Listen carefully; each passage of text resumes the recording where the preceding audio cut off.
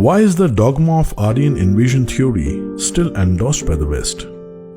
Why is the evidence for out-of-India migrations deliberately ignored? Even after 200 years of linguistic arguments, the West has failed to find a better homeland of Indo-European languages than India. Michael Witzel, professor of Sanskrit at Harvard, calls the out-of-India theory a Hindutva fantasy. Stephanie Jamison classifies it as a religio-nationalistic attack on a scholarly consensus. Trushki is of the same breed.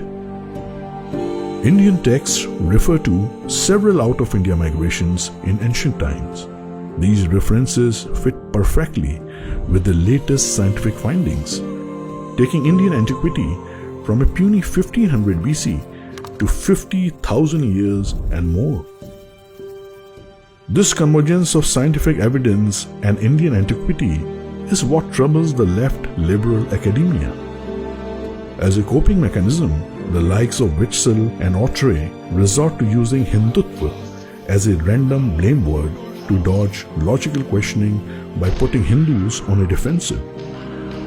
Ironically, the scholarly consensus being flaunted here is the actual religio-nationalistic attack that Christianity and the West have waged for centuries to dominate non-Western cultures. As Christopher Hitchens said, what can be asserted without evidence can also be dismissed without evidence.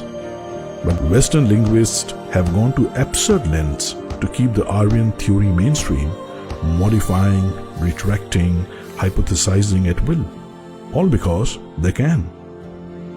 India simply cannot be older and wiser, no matter what the evidence says. In this way, racism and white supremacy are still practiced at prominent universities.